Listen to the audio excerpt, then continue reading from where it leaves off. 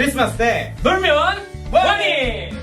조사님, 네. 이번 크리스마스인데 네. 지금까지 받으신 선물 중에 역대급 선물이 있으신가요? 역대급 선물. 저 역대급 선물 제일 기억나는 거 하나 있습니다. 뭔가요? 초등학교 때 잠자고 일어났는데 아버지가 옆에 동전으로 3만 원을 넣고 가셨어요. 제일 기억나는 동전으로 3만 원. 동전으로 3만 원. 지폐가 아니라 동전으로 3만 원. 3만 원. 예. 좋은 거 받으셨네요. 충격적이었어요. 그럼 전사님은 제일 기억에 남는 크리스마스 선물은 뭔가요? 저는 조금 소박하게 맥북 받았습니다. 맥북. 맥북이요. 3만 원 받았는데 맥북이요. 네, 동전 3만 원, 저는 네. 맥북. 아. 조금 갭 차이가. 심하긴 하네요. 조금 갭 차이가. 네. 그럼 너무 갭 차이 심하니까 제가 전선 위해서 이번 크리스마스 맞이해서 네. 선물로 하나 해드리고 싶은데 뭐 갖고 싶은 거 있으세요? 아니, 갖고 싶은 거야, 맞아. 근데 그 중에 뭐 하나 뭐 사줄 수 있나요? 물론이죠. 뭐 큰 건 아니고, 그냥 제가 차를 좋아해서, 음. 네, 람보르기니 그냥 좀 하나 사주십시오. 람보르기니요. 아시죠, 람보르기니? 람보르기니. 네. 이름만 들어봐. 네, 그거. 길에서도 그거. 못 본 거. 네, 맞아요. 그거 사주세요. 얼마인데 이거? 얼마 안 하면 한 2억에서 3억 정도 하거든요? 돈 많으신 것 같은데. 2억에서 3억, 네. 3억이요? 네. 아니다. 그냥 저 생각이 바뀌었어요. 그냥 돈으로 주세요. 돈으로요? 네, 돈으로. 차 말고? 네, 돈으로 주세요, 돈으로. 돈 뭐 하시게요? 할 거 많죠, 돈으로. 저 지금 생각나는데, 그 돈으로 우리 중고등학생 소원을 들어주려고요. 무슨 3억으로 소원이에요. 들어줄 거 많죠, 3억으로. 아무것도 못해요. 우리 뭐 취업도 못하고, 뭐 그걸로 대학도 못 가요. 다 방법이 있죠. 그 방법, 12월 18일 토요일 영상으로 공개합니다. 우리는 까부니까. 하나님이여 나를 판단하시되 경건하지 아니한 나라에 대하여 내 송사를 변호하시며 간사하고 불의한 자에게서 나를 건지소서. 주는 나의 힘이 되신 하나님이시거늘 어찌하여 나를 버리셨나이까. 내가 어찌하여 원수의 억압으로 말미암아 슬프게 다니나이까. 주의 빛과 주의 진리를 보내시어 나를 인도하시고 주의 거룩한 상과 주께서 계시는 곳에 이르게 하소서. 그런즉 내가 하나님의 전안에 나아가 나의 큰 기쁨의 하나님께 이르리이다. 하나님이여 나의 하나님이여 내가 수금으로 주를 찬양하리이다. 내 영혼아 내가 어찌하여 낙심하며 어찌하여 내 속에서 불안해하는가. 너는 하나님께 소망을 두라. 그가 나타나 도우심으로 말미암아 내 하나님을 여전히 찬송하리로다. 이 땅을 살아가며 우리는 늘 건강하기를 원합니다. 모든 사람과 좋은 관계를 맺길 원하며 또한 미래에 대한 두려움이 없기를 바라면서 살아가지요. 만사가 다 형통하기를 원합니다. 하지만 실상은 우리의 바람대로 살아가지 못할 때가 참 많이 있음을 느끼게 됩니다. 갑작스런 질병이 찾아오고 사람과의 관계가 깨어지고 도저히 해결할 수 없는 문제 앞에 봉착할 때가 있습니다. 이런 일들은 하나님을 믿는 사람이든 그렇지 않는 사람이든 마찬가지로 찾아오는 문제이지만 한편으로는 신앙생활을 열심히 하면 아무 문제도 일어나지 않겠지라는 기대감을 가질 때가 많습니다. 주님 뜻대로 살려고 노력할 때 늘 하나님께서 나를 보호해 주시고 그 안에서 복을 누리며 살 것이라 생각할 때가 있지요. 하지만 그렇지 않을 때도 있음을 우리는 오늘 말씀을 통해 생각해 보기를 원합니다. 오늘 시편의 시인처럼 하나님 앞에서 정직하게 올바르게 살아가려고 노력할지라도 뜻하지 않는 고난이 찾아오고 자신을 비방하고 조롱하는 이들이 생기고 하나님을 도저히 느낄 수 없어 견디기 힘든 시간이 우리의 삶에 찾아올 수도 있다는 것을요. 보통 고난이나 어려움이 찾아오면 먼저는 나를 힘들게 하는 대상이나 상황을 원망하게 됩니다. 그러면서도 믿음의 사람은 하나님께 기도하게 되죠. 그 기도는 하나님께서 지금의 문제를 해결해 주실 것이란 어떤 기대감이 있기 때문입니다. 그런데 그런 고난의 시간이 길어지면 어떻게 될까요? 점점 더 불안해지고 두려워지게 됩니다. 그러면서 사람을 향한 원망의 마음이 시간이 지날수록 하나님을 향하게 되죠. 하나님의 도우심을 경험하지 못할 때 우리는 그분의 존재 자체를 의심하며 죄악된 본능에 따라 반응하기도 합니다. 하지만 눈앞에 펼쳐진 상황이 너무나 절망적일지라도 그리스도인이라면 반드시 하나님 앞에 그 문제를 가지고 나아가야 할 것을 오늘 말씀을 통해 볼 수 있습니다. 오늘 시편 기자는 원수들의 압제로 인해 비통한 상황에 처해 있습니다.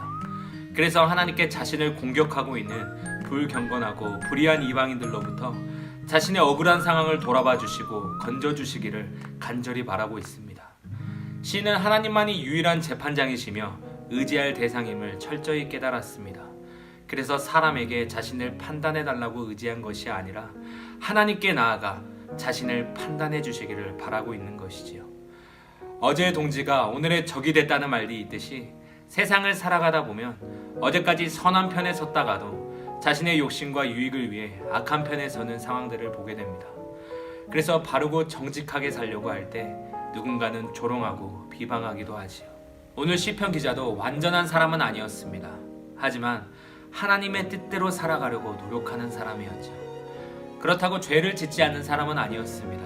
하지만 죄를 지을 때 회개함으로 다시 하나님의 백성으로 온전히 살아가려고 발버둥치는 사람이었습니다. 그런 자신에게 주변의 악인들이 무시하며 조롱하였지만 그런 압제 속에서도 시인은 철저히 하나님을 의지하면서 모든 판단을 하나님께 맡기고 있습니다. 이러한 믿음을 우리는 예수님을 통해서도 볼 수 있는데요. 예수님도 이 땅에서 하나님의 뜻대로 살아가셨지만 많은 대적들로부터 비방과 조롱을 받으셨습니다. 그리고 고난의 채찍 또한 맞으셨지요. 이것만을 볼 때 사람은 이러한 상황에서 내가 지금 잘하고 있는지 의심할 수도 있습니다. 그래서 가던 길을 멈추고 세상적인 방법으로 문제를 해결하려 하려갈 때가 많이 있지요. 하지만 예수님은 모든 판결을 하나님께 맡기셨습니다. 그리고 하나님을 의지하면서 묵묵히 주어진 십자가의 길을 걸어가셨습니다. 이렇듯 우리도 모든 판단을 하나님께 맡기고 우리가 가야 할 마땅한 길로 나아가야 하는 하나님의 백성된 자녀들입니다. 시인은 이러한 마음으로 계속해서 주의 거룩한 산과 주께서 계시는 곳에 이르게 해달라고 간구하고 있습니다. 죄의 세력, 불의의 세력에 짓눌려 있는 시인은 하나님의 임재의 상징인 거룩한 산으로 인도하여 주시기를 간절히 소망하고 있습니다. 시인은 다른 것을 사모하지 않았습니다. 세상에서 높아지기를 간구하지 않았으며 부요해지기를 구하지 않았습니다. 또한 헛된 욕심을 채우기 위해 부르짖지 않았습니다.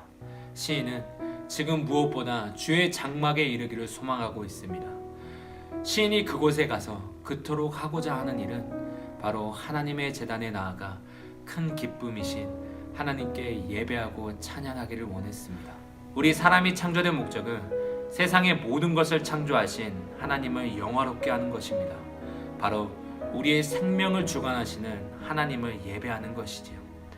이에 시인은 세상에서의 첫날보다 하나님 안에서의 하루가 더 가치 있고 소중하다고 고백했습니다. 하나님 전에서 주님의 임재를 느끼는 것, 바로 그 임재 앞에 반응하는 것이 최고의 기쁨임을 알았기 때문입니다. 이렇듯 하나님의 백성은 하나님의 장막을 사모해야 합니다. 주님의 임재를 갈망하며 주님을 예배하는 것을 소망해야 하는 존재들이지요. 그렇기에 우리는 이 땅을 살아가며 예배의 대상이 바뀌어서는 안 됩니다. 이 세상의 어떤 것도 우리의 인생을 책임져 주지 못하며 미래를 보장해 주지 못하지요. 하지만 내 인생을 디자인해 놓으신 하나님, 지금도 살아 역사하시는 전능하신 하나님만이 우리의 모든 것을 책임져 주실 수 있습니다. 하나님의 하나님 되심을 인정할 때 하나님께서도 자신의 백성을 지켜주시고 보호해 주십니다. 이렇듯 하나님의 백성들의 우선순위는 바로 하나님께 나아가 하나님을 의지하며 예배하는 것이지요. 인생을 살아가다 보면 행복한 삶에 반해 어려움을 당할 때가 많이 있습니다. 그리고 억울한 일을 경험할 때가 있지요. 그때 우리 신앙인들이 해야 할 일이 있다면 바로 유일한 우리의 의지의 대상이 되시며 의로운 재판장이 되어주시는 하나님께 나아가는 것입니다. 하나님의 자녀들도 때때로 어려움을 당할 때가 있으며 해결할 수 없는 문제에 봉착할 때가 많이 있습니다. 하지만 그때 우리는 고난에서 건진받는 것에만 초점을 맞춰서는 안 됩니다. 단순히 문제가 사라지는 것만으로 바라서는 안 된다는 것이지요. 오늘 시편의 시인은 고난의 역경 속에서 구원받고 예루살렘으로 돌아갈 때 가장 먼저 하나님의 성전에 가기를 원했습니다. 가장 먼저 하나님을 예배하기를 소망했습니다. 하나님께서 우리를 죄악에 건지신 이유가 바로 여기 있습니다. 어떠한 상황에도 어떠한 모습에도 하나님께로 나아가 찬양하며 예배하는 것, 바로 구원의 목적은 하나님을 예배하고 찬양하는 것입니다. 마찬가지로 우리 삶에 고난이 찾아올 때 그 고난에만 집중하는 것이 아니라 고난 뒤에서 역사하시는 하나님을 바라보는 저와 여러분이 되기를 소망합니다. 고난이 사라지기만을 바라는 것이 아니라 고난에서 건져주실 하나님을 기대하며 그분만을 찬양하는 삶이 되기를 원합니다. 그리하여 우리 인생의 유일한 의지의 대상이자 예배의 대상이신 하나님께로 나아가 다시 한번 새 힘을 얻는 그런 소망의 삶이 이번 한 주간 저와 여러분에게 있기를 간절히 소망합니다. 사랑의 하나님 아버지 감사합니다. 오늘도 우리에게 주시는 은혜의 말씀을 통해 한 주간 살아가게 하여 주시옵소서. 의지의 대상이 오직 하나님 한 분만 되게 하여 주시고 언제나 우리의 입술이 하나님만을 예배하고 찬양하는 도구로 사용하여 주시옵소서. 삶의 어려움과 고난 속에서도 하나님만을 예배하게 하여 주시고 그 속에서 주시는 은혜를 체험하여 신앙의 성숙을 경험하는 모든 고등부 지체들이 되게 하여 주시옵소서. 감사합니다. 예수님의 이름으로 기도드리옵나이다. 아멘.